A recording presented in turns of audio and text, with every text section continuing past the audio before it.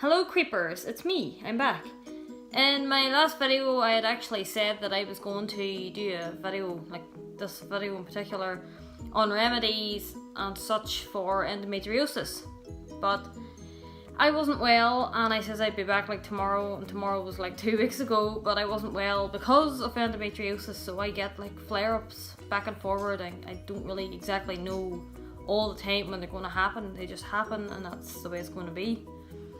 So currently, at the minute, I just want to chill out, so I'm in my pyjamas with Alice in Wonderland on them, and I just decided to wear a hat because I don't like the top of my hair at the moment, so I'm wearing this very autumn winter kind of hat. But anyway, we're going to get into the video, and basically it's about the 5 things that actually there's probably more than 5 things that people with endometriosis do not want to hear, and I have to say all 5 of them I detest hearing. So we'll start off with probably the least annoying one for myself. Maybe it's the most annoying for you, but this is like number 1 on my list. Number 1, it's just period pain. Wrong, it is not just period pain, that's the problem.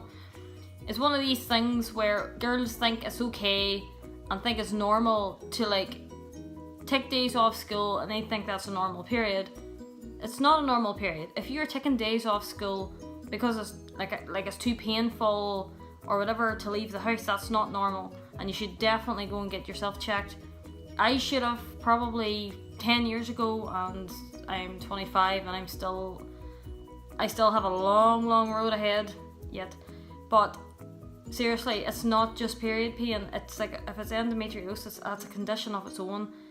Yes, it's linked to period pain. The pain is, I can't describe. If you don't have endometriosis, you never will understand how severe and how debilitating it can get. So if you're the other side of this here and you don't have endometriosis, please just have thought for people that do have it and are having a very bad time with it. Number 2, can't you just take normal painkillers and just get on with your everyday life? Another one, wrong. I used to take ibuprofen or something like along that lines, and I remember taking it and thinking, why is this not working? And I actually had it in my head that it wasn't working because I took them like too late, so the pain had went on and I just took them at a bad time, and if they weren't going to work because I like kind of got past where it would have worked. But it doesn't work like that. If you have endometriosis, you could take painkillers from now to next Christmas and it's not going to work. I have took everything from cocodamol to ibuprofen, all kinds of things that got there, and taking them like 2 hours apart to like help mine, you know, obviously within the dose, and it still wasn't good enough. I still had to go back to my GP and ask them could they give me something stronger because I couldn't physically walk. So no, sometimes normal painkillers just don't cut it, girls.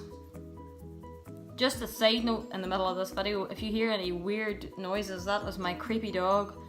He just likes to make creature noises, like wherever he goes. If he goes and lies down, creature noises. If he sleeps, creature noises, because he's a creepy creature. Number 3. So how do you actually contract / catch endometriosis? Oh Lord, you do not catch or contract endometriosis, and it's like anything. If somebody tells me some kind of like disorder or some like condition they have, I always Google it so I know what they have and how it affects them, because like it's not bad to know these things. So I would never turn around and like ask somebody like how did they catch it, as if it's just like flying around or you caught it off somebody. It doesn't work like that. The problem is with endometriosis, they actually don't know what causes it completely. So people have very mixed opinions on this, but you do not catch it. Like, it does not happen like that. It can occur later in life. It could be like me. I'm 25 now, and unfortunately I have it. Some women don't get diagnosed in their 40s, and they could have it this whole time, and then like it takes like 7.5 years to diagnose, so you could have it like a pretty long time. It could be severe enough by the time they get it. please, if you do not have endometriosis, do not ask somebody how did they catch it. It's absolute madness. So number 4. Number 4 is probably one of the things that annoys me most that people say, and they don't need to say.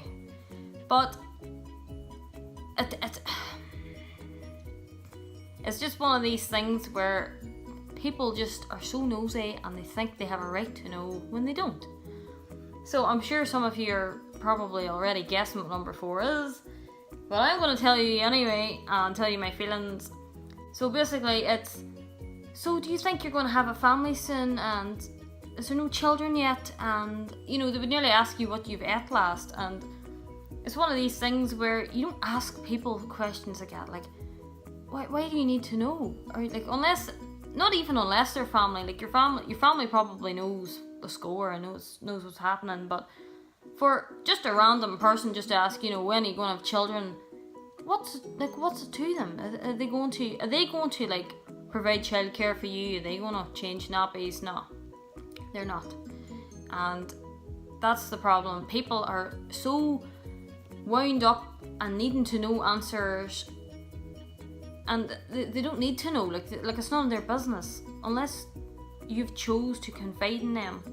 What's something? It's really nobody's business. And I agree with you if you feel offended. Now, for me personally, I can kind of just get over it, but I always feel it's for the other people, the other girls that have this, and they're maybe just not having a great time, and they're being bombarded with people asking them when they're having children, or probably their friends getting pregnant. And look, it happens. Like, you know, people get pregnant, and I'm sure there's some part of you that feels very like depressed and jealous to an extent. I myself, I don't know if I can have children. It's not something that I'm really thinking about at the minute. Like, don't let people ask questions like that, and don't let them away with it. It's not fair, and you shouldn't have to feel that you have to answer that there. Just hold your guns and just stand your ground. Number 5. This is the one that I detest the most, and as somebody that has endometriosis, this one really annoys me, and it's probably because nothing can be really done about it. But when you say that you're in a lot of pain and you're confiding to somebody, and they turn around and maybe say something like, oh sure, just when you get your painkillers, you know, you'll be okay. Once you get your operation, you'll be fine. You'll be okay. You'll be fine. The problem is, there is no cure. It's not going to go away. It will always be with me.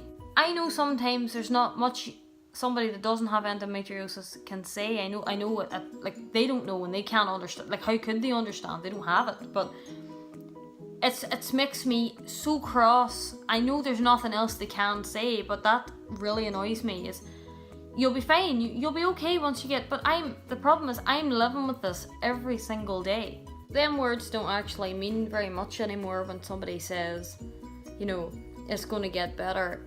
I'm not dying, I know that, but if it's affecting me every day in some way, like that's no way to live either. Like, okay, I might look okay.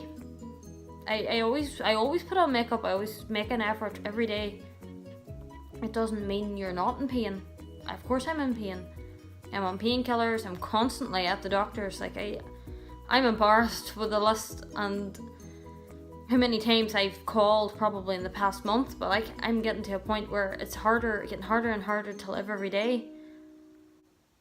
My advice maybe to somebody that, you know, instead of saying that, maybe try and Google it and actually like learn what it is and what it's about, and maybe try and offer some sort of help. I know it's hard, it's bound to be hard. You know, my husband, he's brilliant. Like, he went and like Googled everything, so he doesn't turn around and say to me, you know, it's going to get better. He says he's going to help me through it.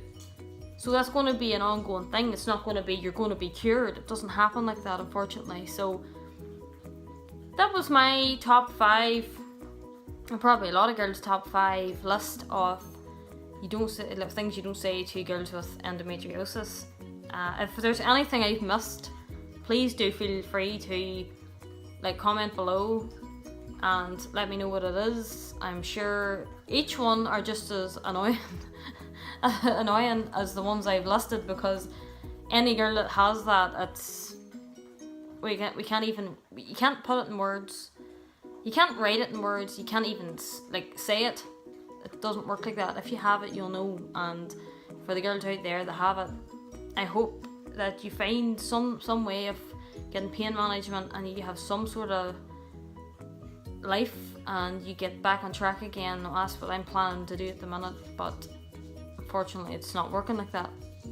My wee friend here decided that he wanted to like join in the video. He was like, why are you not giving me enough attention? The next video will probably be my story or remedies. I'm not sure which yet. It really depends on how I'm feeling on the day. As most of you know, some days it's just not easy to talk about certain things, and finding the right time to do it is key. If you want to subscribe, please hit subscribe. If you want to like or comment, please do so. And I will have another video up. And probably, actually I do a lot of, I was already telling you in another video, I do a lot of crafts, so I'll probably maybe touch on some Christmas stuff if any of you guys like Christmas.